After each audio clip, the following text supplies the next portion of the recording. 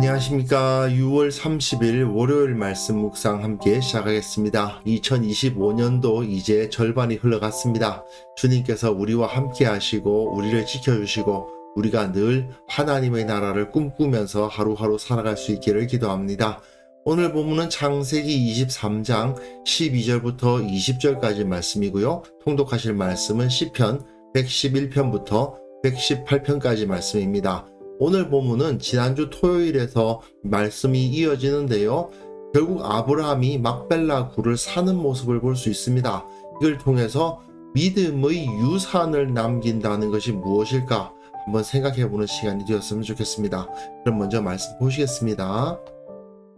아브라함이 이에 그 땅의 백성 앞에서 몸을 굽히고 그 땅의 백성이 듣는 데서 에브론에게 말하여 이르되 당신이 합당히 여기면 청하건대 내 말을 들으시오.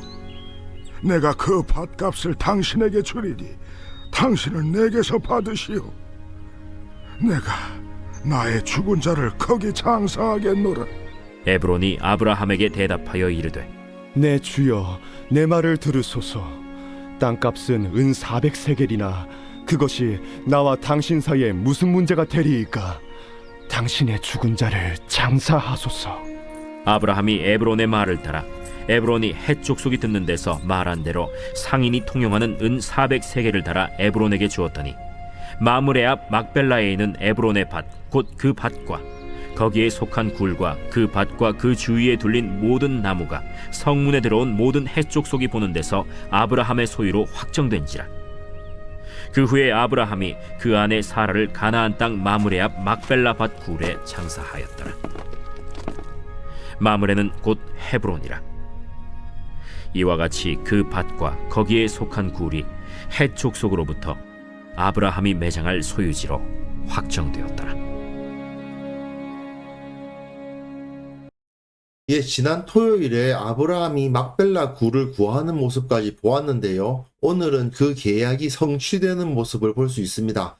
가나안 땅에 아브라함이 확정적으로 구매한 땅이 있게 한 것이죠. 지난번에 브엘세바 같은 경우에는 아비멜렉과의 조약을 통해서 그것을 자신의 거점으로 삼을 수 있게 되었고, 여기서는 돈을 주고 막벨라 굴을 구매하는 모습을 볼 수 있는데, 이 모든 것은 다 이후 이스라엘 백성들에게 이 가나안 땅은 곧 우리 조상들의 땅이다 라고 인식할 수 있게 해주는 도구가 되는 겁니다. 본문을 보시면요, 아브라함이 이에 그 땅 백성 앞에서 몸을 굽혔다고 되어 있죠.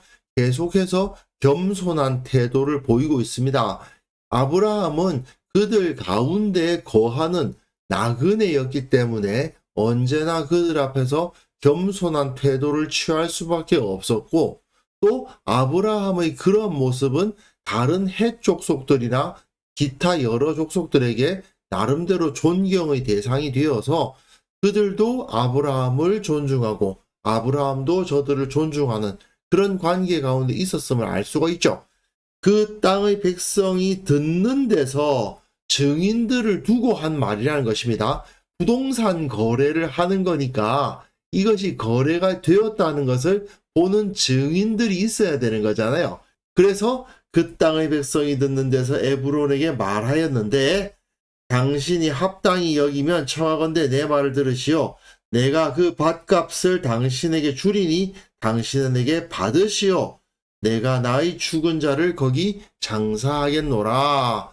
나의 매장지로 삼고자 하니까 나는 그 값을 주겠습니다. 그러니 당신은 받아주십시오. 그 이야기를 하죠. 그러니까 에브론은 아브라함에게 뭐라고 대답하느냐 하면은, 원래는 안 받겠다 그랬죠. 그냥 쓰시라 그랬는데, 내 주여 내 말을 들으소서. 땅값은 은 400세겔이나 그것이 나와 당신 사이에 무슨 문제가 되리까? 당신의 죽은 자를 장사하소서. 계속해서 땅값은 안 받겠다고 말하면서도 땅값을 은 400세겔이라고 제시를 해요. 뭐 이 당시 사람들이 이웃과의 대화에서 쓰던 어법일 수도 있는데 어쨌든 은근히 값을 제시하는 거죠. 여기서 이 4라는 숫자가 들어가는 것도 땅을 상징하는 숫자니까 그래서 400세겔이라고 제시했을 수도 있는데요. 문제는 이게 어마어마하게 비싼 값입니다. 완전히 바가지예요. 왜냐하면 이후에 다윗이 은 50세겔로 타작마당과 소를 샀다고 되어 있는데, 여기가 어디냐면 성전터, 성전을 세우는 땅을 살 때에 은 50세겔 가지고 성전터를 샀습니다. 몇백 년 후에 성전터를 사는 데 있어서 50세겔로 샀었는데, 그 매장지 사느라고 400세겔을 내라고 했다. 그리고 예레미야의 경우에는요, 그 친척에게서 밭을 사는데 17세겔 들었거든요. 그러니 400세겔이라는 이 액수가 어마어마하게 큰 액수라는 것을 금방 알 수가 있죠. 엄청나게 넓은 땅을 사는 것도 아니고 자기 아내를 묻을 매장지와 그 앞에 조금 딸려있는 평지, 거기를 사는데 400세겔이라고 제시를 했다는 것이 말도 안 되는 수준이죠. 그런데 아브라함이 에브론의 말을 따라 에브론이 헷족속이 듣는 데서 말한 대로 상인이 통용하는 은 400세겔을 달아 에브론에게 주었습니다. 상인이 통용하는 은이라는 것은 모든 사람들이 다 받는 은을 말하는 겁니다. 왜냐하면 은이라는 게 이 순도 문제가 있잖아요. 다른 물질들이 많이 섞여 있는 은이냐 아니면 순도가 높은 은이냐에 따라서 그 가치가 달라질 거 아닙니까? 근데 상인들이 통용하는 은이라는 것은 서로 장사를 함에 있어서 다 사용하는 은이라는 이야기죠. 즉 상당히 순도가 좋은, 서로 믿고 쓸 수 있는 수준의 은 400세겔을 달아줬다는 겁니다. 아브라함이라고 그게 터무니없는 가격이라는 것을 몰랐을 리가 없는데, 그런데도 군말하지 않고 400세겔 딱 달아가지고 에브론에게 줍니다.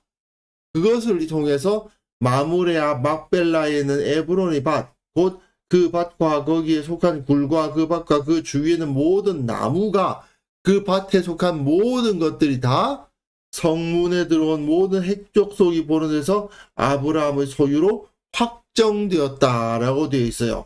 아브라함의 소유로 확정되었다라는 말이 나오는데, 아브라함의 매장할 소유지로 확정되었다라는 말이 한 번 더 나오죠.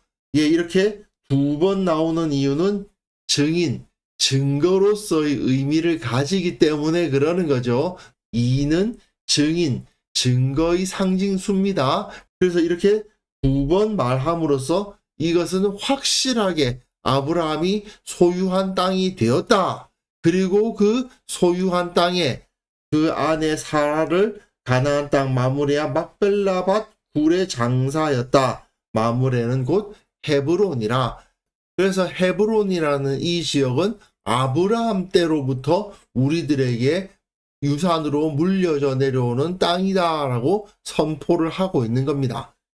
이 모든 일을 통해서 아비멜렉과 조약을 맺은 브엘세바, 이삭을 제물로 바친 예루살렘, 사라를 묻은 헤브론이 모두 다 아브라함의 땅, 아브라함의 손길이 남은 땅이 되었고, 나중에 이스라엘 백성들에게는 매우 중요한 거룩한 땅, 반드시 차지해야 할 땅이 된 거죠. 물론 아브라함이 이렇게 브엘세바를 거점으로 삼고 막벨라굴을 사는 이 모든 과정의 의미가 정확하게 무엇인지 알지 못하고 있었을 수도 있습니다. 하지만 아브라함은 분명히 자기 대에는 이루어지지 않겠으나 이 땅을 후손에게 주겠다고 하신 하나님의 약속을 기억하고는 있었던 거죠. 그렇기 때문에 자기가 그 땅에 머물면서 거점을 마련하고 매장지를 구입하는 겁니다. 수백 년 후에 이 땅으로 돌아올 자기의 후손들을 위해서 자기는 그곳에 믿음의 유산을 남겨두고 있는 거예요. 아니, 내가 죽고 나서 일어날 일이 나하고 무슨 상관이냐? 그렇게 생각할 수도 있지 않습니까? 하지만 아브라함은 그렇게 생각하지 않은 겁니다. 내 후대를 통해서 하나님의 나라가 세워지고 이 세상 모든 만민들이 그 민족을 통해서 복을 받는 일이 일어날 것이라는 하나님의 약속을 믿고 자신은 그것을 위해서 헌신한 거예요. 그리고 마치 내가 여기 밀알 하나를 심는 것과 같이, 겨자씨 하나를 심는 것과 같이 나 자신이 작은 이 사역을 감당함으로 말미암아 이것이 결국 싹이 트고 자라서 하나님의 나라를 이루어갈 것이라는 것을 믿은 거죠. 어리석은 세상 사람들은 자기가 사는 기간만 생각하지 않습니까? 하지만 믿음의 사람들은 내가 주님의 곁으로 간 이후의 세상까지도 고려할 수 있는 사람들입니다. 내가 하나님의 나라를 섬기기 때문이죠. 내 인생을 위해서가 아니라 하나님의 영광을 위해서 살아가기 때문 아니겠습니까?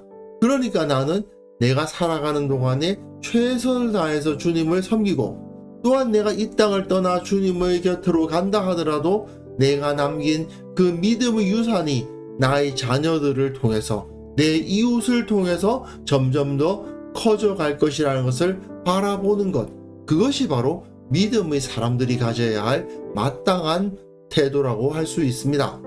우리도 이렇게 아브라함처럼 신앙의 유산을 남길 수 있어야 되지 않겠습니까? 그래서 이 시간 함께 기도하실 때는요, 나의 모든 삶을 통해서 이 땅에 내 자녀들에게, 내 이웃들에게 신앙의 유산을 남기는 자가 되게 하여 주옵소서. 우리 교회가 이 땅에 신앙의 유산을 남기는 거룩한 교회, 영향력 있는 교회로 성장하게 하옵소서. 함께 기도하는 시간 가졌으면 합니다.